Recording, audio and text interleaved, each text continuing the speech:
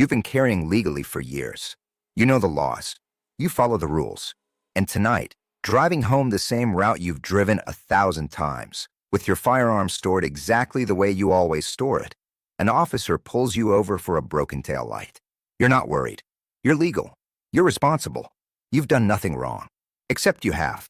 And you don't know it yet. Because sometime between last December and this January, 5 states quietly rewrote their gun laws. No press conference. No announcement. No letter in the mail. Just a date on a statute, January 2026, an enforcement that started the very next morning. My name is Theodore Walton, and I have defended over 300 firearm cases in the last decade. I call this the most dangerous legal shift I have ever seen for law-abiding gun owners.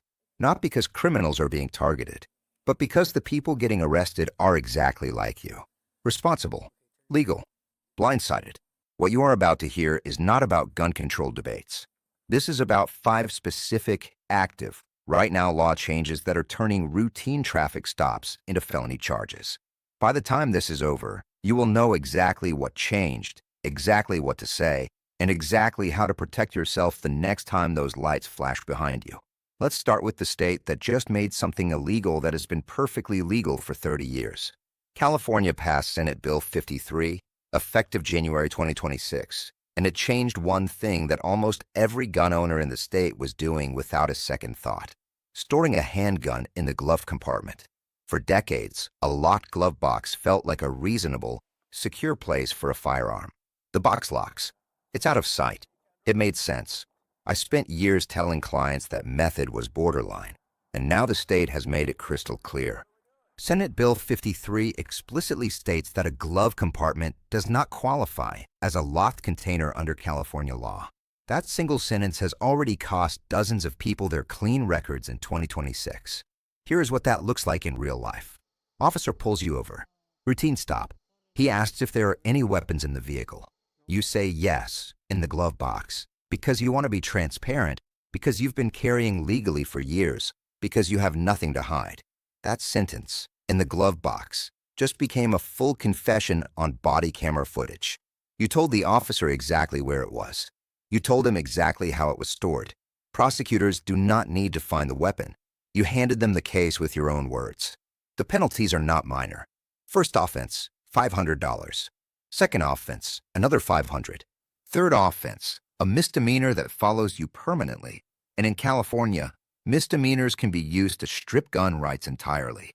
The only legal storage in California for a handgun in a vehicle is a DOJ-approved locked container that is either in the trunk or in a location completely separated from the passenger compartment. That is it. No exceptions for permit holders. No grandfather clause for people who have been doing it the same way for decades. If you are stopped in California and an officer asks about weapons, you say this: I am not answering questions about my vehicle. Am I free to leave, or am I being detained? You do not volunteer where the firearm is stored. If you are ordered to disclose and you believe you may be in violation, you say, I am complying under protest. I invoke my Fifth Amendment right. I want an attorney. The Fifth Amendment protects you from self-incrimination. How you stored your weapon is testimonial evidence. You are within your rights to decline. Now, California tightened its laws significantly. But one state went in the opposite direction, and that expansion created its own set of traps for people who did not understand exactly where the new boundaries were drawn. Florida, January 2026. The Florida Supreme Court issued the McDaniel ruling, and Statute 790.053 was rewritten. The change: a firearm that is briefly visible in a vehicle is no longer a criminal offense, as long as it is not accompanied by threatening behavior. Before this ruling, if your shirt rode up while you reached for your registration and an officer caught a glimpse of your holstered weapon, that was potentially a misdemeanor charge. Under the new law, that momentary, unintentional exposure is explicitly legal. But I have already seen clients get arrested under this updated law, and every single time, the arrest happened because of how the person reacted when they saw the officer, not because of the firearm itself. Sudden movements, reaching to cover the gun, panicking. The moment you react as though you are trying to hide something, the narrative changes entirely. Now it is not an unintentional exposure. Now it looks like a deliberate concealment caught in progress. The correct move, before the officer even reaches your window, is to announce, hands on the wheel, window down. And when the officer approaches, you say, "Officer, I want you to know I am legally armed. My firearm is holstered on my right hip. My hands are on the wheel. How would you like me to proceed?" That single statement accomplishes everything. It demonstrates that you know the law. It removes any element of surprise. It establishes your cooperation before any question is asked.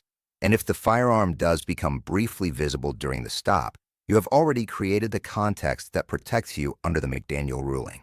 If you are cited anyway, and it does happen because not every officer has received updated training, you say this: "Officer, Florida Statute 790.053, as amended in January 2026, explicitly states that momentary, unintentional exposure does not constitute a violation.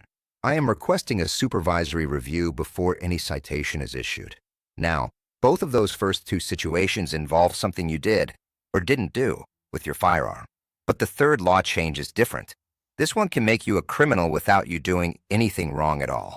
Maine, 2026. A new statute under Title 34B gives family members the legal power to file a petition directly with a court to have your firearms seized. The court can issue a temporary order without you present, without you being notified in advance, and without any criminal charges being filed against you. Once the order is granted, you are legally prohibited from possessing firearms. The temporary order lasts 14 days. An extended order can last an entire year. Here is the trap. There is a gap, sometimes days, sometimes longer, between when the court grants the order and when you are actually served with the paperwork. During that gap, you are prohibited from possessing firearms, but you do not know it. You are driving to work. You have your legally owned handgun. You get pulled over for a rolling stop. The officer runs your name. The order comes up. It does not matter that you were never served. It does not matter that you had no knowledge of it. You are in possession of a firearm during an active court order. That is a criminal charge. I describe this as a due process nightmare, and the defense, while legally viable, requires an attorney immediately and documented proof that service never occurred. If you have any unresolved conflict with a family member, a separation, a dispute with an adult child, a tense relationship with an ex-spouse, you need to be checking Maine's online court records regularly. The system is public. Petitions are visible before you are served.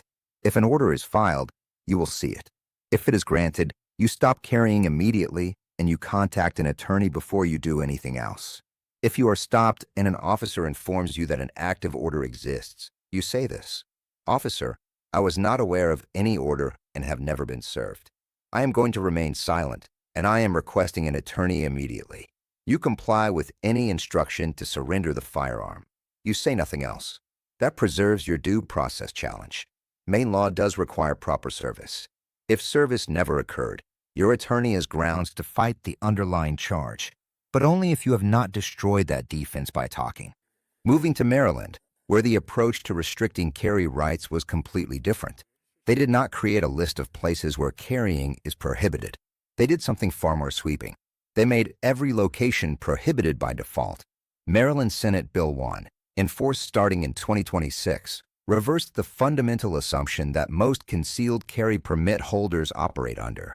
In most states, you can carry anywhere that is not specifically posted as restricted. Maryland flipped that entirely.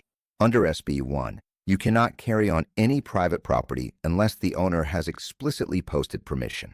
Not a symbol saying firearms are prohibited. A symbol or notice saying they are allowed. The absence of any sign means you are in violation. Think about what that means in practice. You walk into a grocery store. No sign on the door either way. You have a valid concealed carry permit. You are in violation of Maryland law the moment you cross that threshold. An off-duty officer in a store who notices printing on your shirt does not need to find a restricted zone sign. The absence of a permission sign is enough. Misdemeanor charge, up to 1 year in jail, $1,000 fine. And if a store employee asks you to leave and you do not immediately comply, that becomes armed trespass, a third-degree felony. In my experience, the practical effect of SB 1 is that exercising your carry rights in Maryland has become nearly impossible for anyone who does not research every individual location before entering. The only truly safe approach is to leave your firearm secured in a locked vehicle container and carry only when you have confirmed in advance that a location has posted explicit permission.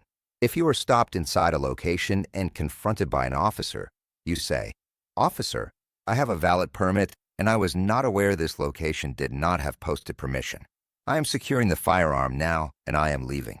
Am I free to go or am I being detained?" Do not argue. Do not explain further. Comply, secure, exit. The law is actively being challenged in court, but until a ruling comes, it is being enforced. Now, everything so far has been about individual state laws, but the fifth change involves what happens when you think federal law protects you, and the state decides to interpret that protection so narrowly it effectively does not exist. The Federal Firearm Owners Protection Act, 18 U.S.C. 926A, is the law that most gun owners who travel between states rely on.